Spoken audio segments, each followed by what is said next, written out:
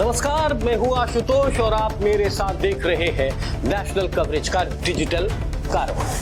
अब हम आपके सामने 5 राज्यों में चल रहे चुनाव का एक खाका पेश करने जा रहे हैं, जिसे हमने नेशनल कवरेज और शोध संस्थान सेडार इंडिया के साथ तैयार किया है।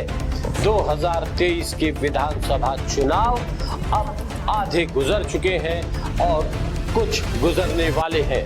विधानसभा चुनाव को नजदीक से समझने और जनता की नब्ज टटोल कर यह कयास लगाने की कोशिश सेडार इंडिया के साथ नेशनल कवरेज ने की है कि 3 दिसंबर को 5 राज्यों के संभावित परिणाम क्या होंगे। हमारा जो ये अध्ययन है वो मौजूदा सरकार की नीतियों और योजनाओं, नेताओं की लोकप्रियता, विधायकों का कैसा ग्राफ है और लोकल मुद्दों के साथ साथ घटनाओं और अखबार की खबरों के साथ सरकारी और गैर सरकारी आंकड़ों के साथ उनकी फाइंडिंग्स, नेताओं की बयानबाजियां, जातीय समीकरण, घोषणाओं और वादों के विश्लेषण तथा जनता से सीधे संवाद पर आधारित है। हमारी टीम ने 2001 से 2023 तक सभी ट्रेंडों पर प्रभावों के आंकड़ों का विस्तृत अध्ययन किया है, साथ ही सेफोलॉजी के व्यापक मानकों का उपयोग किया है। ये सर्वे मतदाताओं के मनोवैज्ञानिक विश्लेषण के साथ साथ बदलते परिवेश में सोशल मीडिया के प्रभावों का भी अध्ययन किया गया है। हमारी रिसर्च टीम ने जुलाई 2023 से 15 नवंबर 2023 तक किए गए अध्ययन पर जो निष्कर्ष निकाला है, हम उसे जस का तस आपके सामने रखने की कोशिश कर रहे हैं। हमारे अध्ययन के परिणामों में 5% का त्रुटि संभव है, यानी थोड़ा इधर थोड़ा उधर हो सकता है। हमने बड़े राज्यों जैसे मध्य प्रदेश और राजस्थान का क्षेत्रवार, रीजन वाइज, जिलेवार अध्ययन किया है, जबकि छोटे राज्य जैसे तेलंगाना, छत्तीसगढ़ और मिजोरम का भी जिलेवार अध्ययन किया गया है। लोकल मुद्दों और घटनाओं का विस्तृत आकलन पेश कर रही है सेडार इंडिया और नेशनल कवरेज की ये सर्वेक्षण, जो सियासी महकमे में, सियासी खेमे में 2024 का सेमीफाइनल माना जा रहा है। चलिए शुरू करते हैं जल्दी जल्दी हम अपना ये ओपिनियन पोल, जो मध्य प्रदेश में चुनाव में वोट की पड़ने के बाद किस तरह की एक रूपरेखा तैयार कर रहा है। तो अब सबसे पहले मध्य प्रदेश पर चर्चा कर लेते हैं। हिंदी हार्टलैंड मध्य प्रदेश का चुनाव कई मायनों में खास है। सबसे पहली बात कि यहाँ से लोकसभा की 29 सीटें आती हैं और दूसरे, प्रधानमंत्री नरेंद्र मोदी ने मुख्यमंत्री शिवराज सिंह चौहान के बजाय अपनी लोकप्रियता पर ये चुनाव ज्यादा लड़ने की कोशिश किया है। उधर विपक्ष ने भी 2018 में धोखा खाने के बाद बदला लेते हुए इस बार कोई कोर कसर छोड़ नहीं रखने की पूरी कवायद तय कर ली है। कांग्रेस पार्टी ने कर्नाटक की विजेता टीम प्रियंका गांधी और रणदीप सुरजेवाला को जहां मिशन फतेह मध्य प्रदेश पर लगाया था, वहीं प्रधानमंत्री मोदी ने अपने चाणक्य कहे जाने वाले अमित शाह को मोर्चे की कमान दे दी थी। चुनाव बीत चुका है। भाजपा ने परिवारवाद को जहां मुद्दा बनाया है, वहीं कांग्रेस ने भ्रष्टाचार को मुद्दा बनाने की कोशिश किया है। मध्य प्रदेश चुनाव में सपा, बसपा और आप भी अपनी किस्मत आजमा रहे हैं और ऐसा माना जाता है कि ये छोटे खिलाड़ी कांग्रेस को कुछ नुकसान भी पहुंचा सकते हैं, लेकिन हमारे अध्ययन में ऐसा होता प्रतीत नहीं हो रहा। भारत की सियासी चैंपियन ट्रॉफी इंडिया बनाम एनडीए 2024 में होनी तय। इस नजरिए से 2024 के आम चुनाव से पहले 5 राज्यों के इन चुनावों को सियासी पंडित 24 का सेमीफाइनल मान के चल रहे हैं। पीछे के 3 विधानसभा चुनावों की अगर हम बात करें तो कर्नाटक, गुजरात, हिमाचल में कांग्रेस 2-1 की बढ़त पर है और इन 5 राज्यों का चुनाव सर्वे भी भाजपा के लिए कुछ खास अच्छे संकेत नहीं दे रहा है। मध्य प्रदेश में लौटते हैं। मध्य प्रदेश का विधानसभा चुनाव की दृष्टि से 5 हिस्सों में बांटकर इस बार हमारी टीम ने रिपोर्ट तैयार की है। सबसे पहले नजर डाल लेते हैं मध्य प्रदेश के मालवा इलाके में, जिसे हम नीमार के तरह नाम से जानते और पहचानते हैं। 66 सीटें आती है यहाँ पर, 15 जिलों को आच्छादित करता है मालवा का ये इलाका। वहीं ग्वालियर और चंबल से 34 सीटें आती है, 5 जिले आच्छादित होते हैं।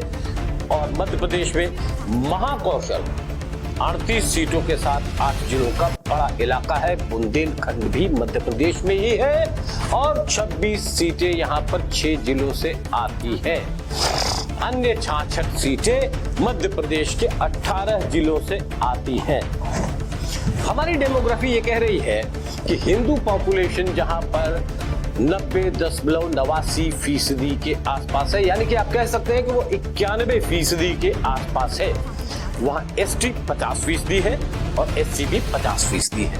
15.60% जनरल है और 13% मुस्लिम है और 7% अन्य के तौर पर देखे जाते हैं। मध्य प्रदेश में 6 जिले ऐसे हैं जहां आदिवासी आबादी 50% से ऊपर है। ये जिले हैं बरवानी, अलीराजपुर, झाबुआ, धार, दिंडोरी और मांडला। महाकौशल तरफ चलते हैं। महाकौशल रीजन में आदिवासियों की आबादी ही चुनाव परिणामों को तय करती है। हिंदवाड़ा, जबलपुर, सियोनी, ये सभी जिलों में आदिवासी बहुसंख्यक है और कांग्रेस के कद्दावर हैवीवेट नेता कमलनाथ का महाकौशल रीजन में खासा दखल है। 2 मूल आदिवासी जातियां जिन्हें हम भील और गोंड के नाम से जानते हैं। अब क्षेत्रवार सीटों के आंकड़े पर हम आते हैं तो बीजेपी और कांग्रेस के बीच वहां सीधी लड़ाई दिखाई दे रही है। मालवा नीमार कुल सीटें 66, जिसमें हमारा ओपिनियन पोल कह रहा है कि कांग्रेस के खाते में जहां ज्यादा सीटें हैं, वहीं भारतीय जनता पार्टी की सीटों का आंकड़ा हम आपके सामने रख रहे हैं। और ओपिनियन पोल और सेडार इंडिया और नेशनल कवरेज का जो ये पूरा सर्वेक्षण है, वो एक बड़ी फाइंडिंग के साथ आपके सामने पेश करते हुए लगभग 5% का अंतर हो सकता है, लेकिन बीजेपी की सीटों की संख्या 21 से ऊपर जाती नहीं दिखाई दे रही है। हम फिर आपको बता रहे हैं, भारतीय जनता पार्टी इस रीजन में 21 सीटों के साथ पिछड़ती दिखाई दे रही है। वहीं कांग्रेस 45 सीटों के साथ एक बड़ी बढ़त लेती हुई दिखाई दे रही है। चलिए इससे आगे बढ़ते हुए हम आपको लिए चलते हैं महाकौशल के इलाके में। यहां से कुल 38 सीटें आ रही हैं। यहां पर भी भाजपा के लिए बुरी खबर है और उस खबर के अनुसार आंकड़ों का अगर खाका तैयार करें तो भारतीय जनता पार्टी को यहां पर सिर्फ 12 सीटें मिलती दिखाई दे रही है। अदर्स का तो फिलहाल खाता खुलने की भी नौबत नहीं है। बड़ी बढ़त एक बार फिर पंजे की पकड़ में है और पंजे की पकड़ बता रही है कि सीटों की संख्या कांग्रेस वहां 26 के आंकड़े तक पहुंच जा रही है। अब हम चलते हैं ग्वालियर और चंबल के उस इलाके में जहां पिछली बार आपको याद होगा तो ज्योतिरादित्य सिंधिया, जिन्हें मध्य प्रदेश महाराज के नाम से जानता और पहचानता है, महाराज ने सीटों की एक बड़ी पकड़ के साथ चोरी की सरकार बनवा दी थी वहां पर, और वो सरकार अगले 3.5 साल तक मध्य प्रदेश में राज करती रही। ये वो इलाका है जहां इस बार ज्योतिरादित्य सिंधिया की प्रतिष्ठा दांव पर लगी हुई है। वो कैबिनेट मिनिस्टर है और केंद्रीय मंत्रालय संभालते हैं। साथ ही साथ आपको बता दें कि इस इलाके से ज्योतिरादित्य सिंधिया के 34 सीटें मध्य प्रदेश में आती हैं। वहां भी सबसे पहले अदर्स के आंकड़े पर नजर डालेंगे तो उनको एक बड़ा शून्य उभर कर सामने आता है। उन्हें कोई भी सीट मिलने की संभावना नहीं है, क्योंकि लड़ाई बहुत ही दिलचस्प और तगड़ी है इस इलाके में। ग्वालियर में कांग्रेस ने पूरी ताकत और प्रियंका गांधी ने पूरी ताकत वहां झोंक के रखी हुई है। वहीं महाराज बीजेपी के लिए उतने फायदेमंद साबित नहीं हो रहे हैं जितना कि उन्हें मानकर चल रही थी बीजेपी। और कांग्रेस का जहां तक सवाल है, कांग्रेस ने इस इलाके में इस बार बड़ी बढ़त ले लिया है, जो शायद ज्योतिरादित्य सिंधिया के राजनीतिक भविष्य के लिए ठीक नहीं हो सकती है। 22 सीटों का उभर कर आंकड़ा सामने आ रहा है कांग्रेस के लिए। एक बार फिर आपको बता रहे हैं, बीजेपी को 12 सीटें मिलती। हमारे ओपिनियन पोल में सेडार इंडिया और नेशनल कवरेज ने जो बड़ा सर्वेक्षण किया है उसमें यही सामने आ रहा है कि भारतीय जनता पार्टी 12 सीटों पर ही सिमट कर रह जाएगी और कांग्रेस को 22 सीटें मिलने का अनुमान। अब चलते हैं उत्तर प्रदेश से सटे बुंदेलखंड के उस इलाके में जहां पर हल्का हल्का उत्तर प्रदेश का भी असर है। यहां पर थोड़ा सा शीट में चेंज है और जो अभी तक ओपिनियन पोल से या लोगों से बात करने पर फाइंडिंग्स में जो पता चल रहा है उसमें दिखाई दे रहा है कि अदर्स का भी खाता मध्य प्रदेश के इस इलाके में खुल सकता है। वहां पर अदर्स को 2 सीटें मिल सकती है। क्योंकि ये इलाका उत्तर प्रदेश से सटा हुआ है तो शायद वो अखिलेश यादव भी हो सकते हैं, वो मायावती की बहुजन समाज पार्टी भी हो सकती है और अरविंद केजरीवाल की आम आदमी पार्टी भी हो सकती है। बीजेपी को यहाँ बराबर कड़ी टक्कर देने का बीजेपी का दिखाई दे रहा है और बीजेपी को यहाँ पर सीटों की संख्या से अगर हिसाब से देखें तो 12 सीटें मिलती दिखाई दे रही हैं। और भारतीय राष्ट्रीय कांग्रेस को जो रणदीप सुरजेवाला और प्रियंका गांधी के नेतृत्व में चुनाव मध्य प्रदेश में लड़ा जा रहा है वहां पर 12 सीटें मिलती दिखाई दे रही हैं। यानी कि मुकाबला बेहद दिलचस्प है और 12 सीटों पर बुंदेलखंड में भाजपा और कांग्रेस दिखाई दे रही है। अदर्स का भी खाता खुल गया है और 2 सीटें उनको मिलती दिखाई दे रही हैं। कुल मिलाकर अगर देखा जाए तो 230 सीटों वाले मध्य प्रदेश में 134 सीटों के आंकड़े पर पहुंच जा रही है कांग्रेस। पिछली बार ये थोड़ा पीछे रह गए थे और ज्योतिरादित्य सिंधिया के अलग हो जाने के चलते ही 1.5 साल बाद शिवराज सिंह की मध्य प्रदेश में सरकार बन गई थी। उसी के साथ बीजेपी काफी पीछे है और शायद उसे सत्ता से दूर रहना पड़ सकता है। कुल 89 सीटों का ही अनुमान है, यानी कि 90 से एक कम सीट का अनुमान फिलहाल लगाया जा रहा है भारतीय जनता पार्टी के लिए। अदर्स के खाते में पूरे मध्य प्रदेश में 7 सीटों का अनुमान है। हमने पहले भी बताया, हम एक बार फिर आपको बता रहे हैं कि ये आंकड़ा समाजवादी पार्टी, बहुजन समाज पार्टी और आम आदमी पार्टी के साथ साथ निर्दल प्रत्याशियों का भी आंकड़ा हो सकता है। अब एक फाइनल प्रोजेक्शन ले लेते हैं कि फाइनल प्रोजेक्शन में इंडियन नेशनल कांग्रेस कहां तक पहुंच रही है और भारतीय जनता पार्टी उसके पीछे पीछे कहां तक जा रही है। इसमें वेरिएशन 10% का हो सकता है, ऐसी संभावना है। वोटों का आंकड़ा भी हम बता देंगे, लगभग कितने प्रतिशत वोट एक दूसरे को मिलेंगे।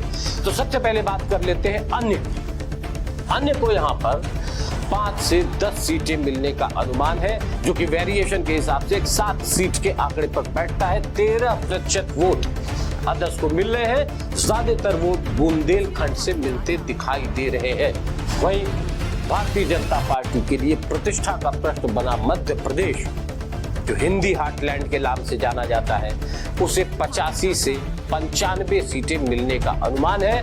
हम आपको दोबारा बता रहे हैं कि 10% का वेरिएशन वोटों में संभव है। कुल 41.5% वोट लगभग मिलता हुआ भारतीय जनता पार्टी को दिखाई दे रहा है। यानी कि सरकार से बीजेपी की दूरी साफ तौर पर नजर आ रही है। वहीं पिछले चुनाव में जिस तरीके का सामने आया था चेहरा बीजेपी का और कांग्रेस से सरकार चुराने का जो उनका हिसाब किताब था, वो हिसाब किताब शायद इस बार मध्य प्रदेश में बराबर हो जाएगा। कमलनाथ और दिग्विजय सिंह की जोड़ी ने शायद कमाल करके इस बार मध्य प्रदेश में कांग्रेस के राष्ट्रीय नेतृत्व को देने का बीड़ा उठा लिया है। फाइनल प्रोजेक्शन में 125 से 135 सीटें मिलने का अनुमान कांग्रेस को दिखाई दे रहा है। 10% का अगर वेरिएशन करें तो भी सरकार साफ कांग्रेस की बनती दिखाई दे रही है।